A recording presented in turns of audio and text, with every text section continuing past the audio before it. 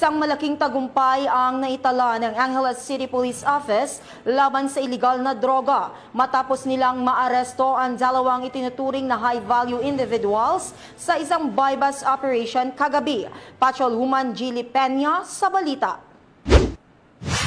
Dalawang high-value individuals ang naaresto sa isang matagumpay na anti-illegal drug operation na isinagawa ng mga tauhan ng Angeles City Police Office sa ilalim ng pamumuno ni Police Colonel Joselito E. Villarosa Jr., City Director sa tapat ng Tres Marias Resort, Phase 5, Barangay Kutud, Angeles City.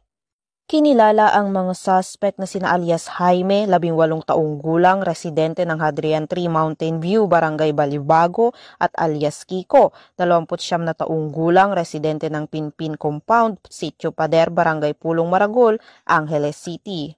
Ayon sa ulat, isinagawa ng pinagsanib na puwersa ng City Police Drug Enforcement Unit bilang lead unit kasama ang City Intelligence Unit at Police Station 3 ang isang buy-bust operation laban sa mga suspect.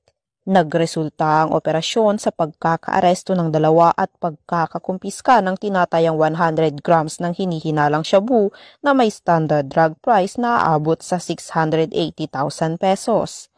Ang mga naarestong suspect at mga nakumpiskang ebidensya ay dinala sa tanggapan ng Angeles City PNP para sa wastong dokumentasyon at disposisyon. Mahaharap sila sa kasong paglabag sa Sections 5 at 11 ng RA 9165 o ang Comprehensive Dangerous Drugs Act of 2002.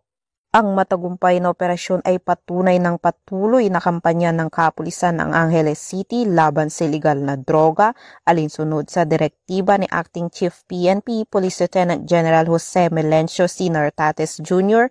na palakasin ang operasyon kontra sa mga gumagamit at nagbebenta ng mga iligal na droga upang mapanatili ang kapayapaan at kaayusan sa komunidad.